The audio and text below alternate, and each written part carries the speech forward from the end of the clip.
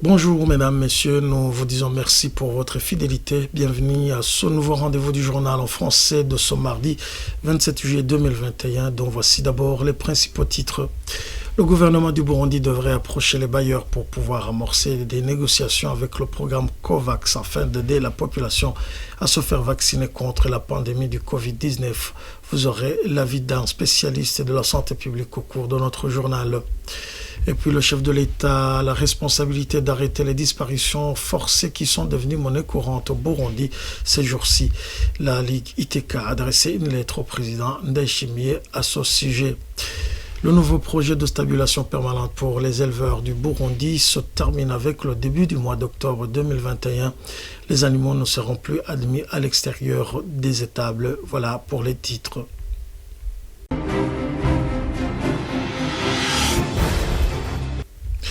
Droits de l'homme pour débuter notre journal. La Ligue ITK a adressé ce lundi une correspondance au président de la République Evariste Ndayishimiye en vue de lui montrer que la disparition forcée est une réalité au Burundi. En chair, Nico Yagize, président de la Ligue ITK, précise qu'au cours de son mandat, la Ligue ITK a déjà documenté 54 cas de disparition forcée. Cette organisation de la société civile demande au président de la République de mener des enquêtes sur les personnes disparues avant et pendant l'exercice de son mandat. Au moment où il adresse cette lettre, juste pour le rappeler qu'il est le premier garant de la sécurité, de la paix au Burundi. Il y a, et vous vous souviendrez, dernièrement, il avait nié sur les ondes des médias, donc sur la radio France 24, le phénomène des cadavres, il minimise ça. Mais en réalité, on a voulu montrer l'ampleur de ce phénomène parce que durant cette année de l'exercice de son pouvoir, la Ligue a pu documenter 54 cas d'arrivement et de disparition forcée. Ces chiffres donnés par la Ligue connaît que ce n'est pas exhaustif. Vous savez dans quelles conditions la Ligue travaille. Ça peut être 10%, 20% ou 30%. Pour dire que vraiment, si on a pu documenter 54, étant dans cette situation où l'appareil burundais fait la répression pour toute personne qui voudrait informer, voudrait chercher des informations sur les violations des droits de l'homme. Donc, la Ligue TK a saisi cette occasion juste pour insister sur le rôle du président dans la protection de la population. On lui invite d'arrêter immédiatement ce phénomène d'arrivement et de disparition forcée. On lui invite aussi d'enquêter sur tous ces camps d'arrivement. Ce n'est pas seulement les 54, parce que lui, il est à la tête du pays, il doit aussi documenter sur les disparitions qui ont été relevées avant qu'il ait au pouvoir. On invite aussi au président de la République d'organiser vraiment des sensibilisations, sinon des formations de ces agents du gouvernement qui ne fait que qui fait des crimes, qui sont cités dans des crimes. En chair, Nico Yagize, il est président de la Ligue ITK. Le déplacement des réfugiés burundais du camp de Mutenderi vers le camp de Nduta n'a pas respecté les droits et conventions en matière de la protection des réfugiés. C'est ce que déplore le collectif des avocats pour la défense des victimes des crimes de droit international commis au Burundi. Ces réfugiés n'ont pas eu le droit de partir avec leurs biens, y compris leurs récoltes. Maître Gustave Niyonzima accuse la Tanzanie de poursuivre le plan de rapatriement des réfugiés par force. Le fait de contraindre les réfugiés de se déplacer dans un autre camp sans avertissement, sans que même ces réfugiés puissent prendre leurs biens. Ils étaient regroupés dans des coopératives pour faire des élevages, faire des activités champêtres afin de se nourrir, étant donné même que ce qu'ils recevaient de la part du Haut Commissariat pour les réfugiés ont cessé normalement et conformément à la loi.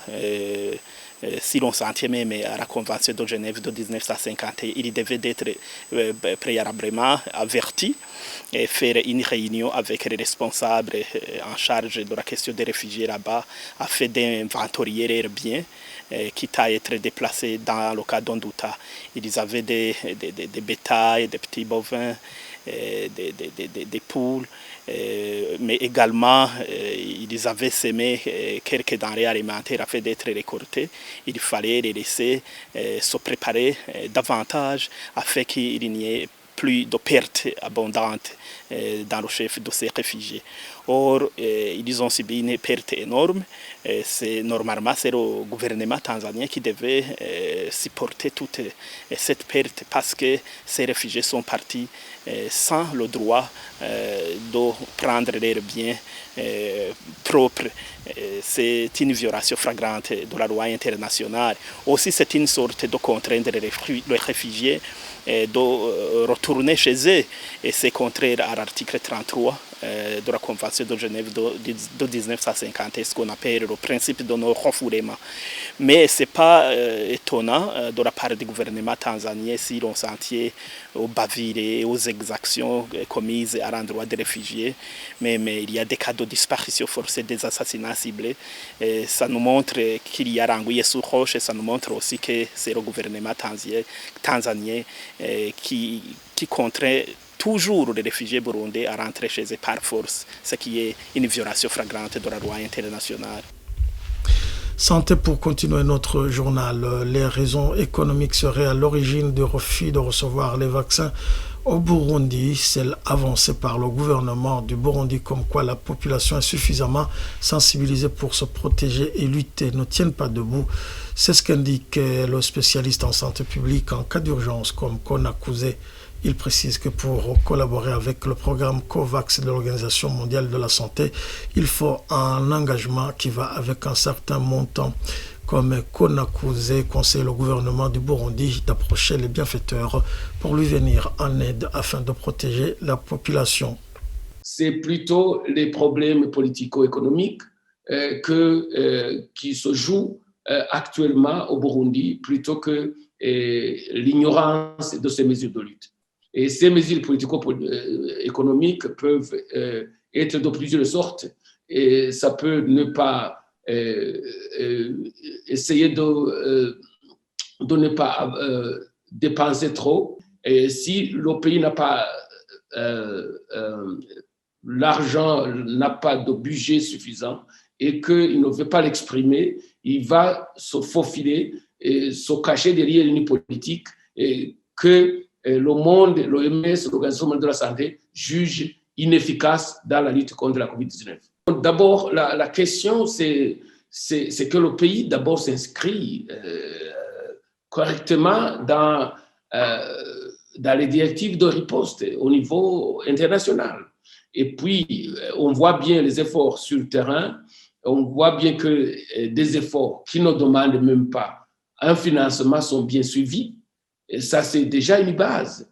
Maintenant, cela ne se voit pas au niveau de ce pays. Deuxièmement, il y a bien sûr, le pays doit contribuer de manière significative à ces mesures de lutte, doit engager des fonds, par exemple, il doit avoir du personnel qualifié, formé, il doit avoir des espaces aménagés pour la lutte. Il y a des équipements qu'il faut avoir. Il faut aussi faire un dépistage actif, pas ce qu'on voit maintenant. Ce qui se fait maintenant, c'est un dépistage passif où un patient qui suspecte qu'il a la COVID-19 sera lui-même au niveau d'une structure, et d'ailleurs qui est éparpillée, qui n'est pas accessible et qui reste pas assez proche de la population. Donc, cela veut dire que le pays doit engager des fonds assez significatifs pour s'aligner correctement dans la campagne de riposte contre la COVID-19. Maintenant, le programme COVAX de l'Organisation mondiale de la santé doit appuyer cet effort. Ce n'est pas ce programme qui va tout faire, le programme vient en appui à cet effort du gouvernement. Et l'effort du gouvernement ne se voit pas pour le moment. Le Burundi reste le deuxième pays d'Afrique qui n'a pas encore reçu le programme COVAX comme l'Érythrée. Dans le mini-magazine au cours de la société, nous allons parler de la loi relative à la stabilisation permanente qui sera bientôt mise en application. Ce mini-magazine produit en synergie par les radios RPA, Inzamba et la télévision Renaissance vous est présenté par Émile Nibasumba. Au cœur de la société. Au cœur de la société est une émission préparée en synergie par les radios Inzamba, Agate Kakawe, Radio RPA, Ijuya Wanyagihugu, ainsi que la radio-télévision Renaissance. Ces derniers jours, le gouvernement ne cesse de rappeler aux éleveurs que la date butoir approche à grands pas, que le 4 octobre prochain, l'application de la loi relative à la stabilisation permanente sera effective. Que contient cette loi? Nous allons revenir sur la plupart de ces dispositions dans le mini-magazine au cœur de la société de ce 24 juillet 2021. À la présentation, c'est Émile Nibasumba. Selon l'article 3 de la loi portant stabilisation permanente et l'interdiction de la divagation des animaux domestiques et de la basse-cour, les animaux d'élevage concernés par la loi en question sont des bovins, des caprins, des ovins, des porcins et des animaux de la basse-cour. L'article 4 précise que tout éleveur ou tout établissement pratiquant un élevage d'animaux est soumis à l'obligation de les faire enregistrer auprès de l'autorité vétérinaire communale selon l'article 7. Hormis les campagnes organisées par l'autorité vétérinaire, les soins vétérinaires sont exercés à l'intérieur de l'enclos. L'article 8 de cette loi du 4 octobre 2018 stipule que les animaux sont nourris à l'étable, l'aliment de base et le fourrage cultivé ou coupé dans les prairies naturelles. Quand elle existe, au moment de la demande et de l'enregistrement de son élevage, chaque éleveur du monde rural et périurbain est tenu de faire preuve de possession d'une quantité suffisante de cultures fourragères variées suivant les normes zootechniques définies par ordonnance du ministre ayant l'élevage dans ses attributions. Suivant la décision et les modalités arrêtées par l'autorité foncière compétente, les espaces pâturables publics peuvent être transformés en prairies où les éleveurs peuvent avoir accès pour couper le fourrage ou la litière. Les animaux ne peuvent pas y avoir accès. La loi précise également que l'élevage des ruminants et des porcins en milieu urbain est interdit. L'élevage familial de volailles, de lapins et de cobayes est autorisé en vertu de la présente loi et de la législation en vigueur en matière d'hygiène et d'assainissement en milieu urbain. Cette loi signale également que l'élevage des abeilles se fait dans des ruches, placées dans des ruchers, éloignés des lieux publics et des habitations. Le chapitre 3 de cette loi de 2018 concerne l'interdiction de la divagation du bétail. Selon l'article 22, tout animal, à l'exception des déplacements pour urgence et nécessités par la reproduction, se déplaçant à l'intérieur de la commune ou d'une commune à une autre, est accompagné d'une feuille de route qui comporte l'autorisation de l'administrateur de la commune d'origine. À la feuille de route est annexé un certificat sanitaire délivré par l'autorité vétérinaire de la commune d'origine sous la supervision de l'autorité vétérinaire provinciale. Des amendes sont prévues pour tout propriétaire dont le bétail est trouvé en circulation irrégulière ou en état de divagation dans les parcelles, dans des cultures ou plantations d'autrui ou dans des périmètres d'aménagement rural définis par l'administration ou les organismes concessionnaires. La loi prévoit également que tout gardien qui laisse divaguer le bétail qui lui est confié sur les cultures ou plantations d'autrui au-delà des clôtures ou bornes des périmètres d'aménagement rural est punissable de 2 mois au plus de servitude pénale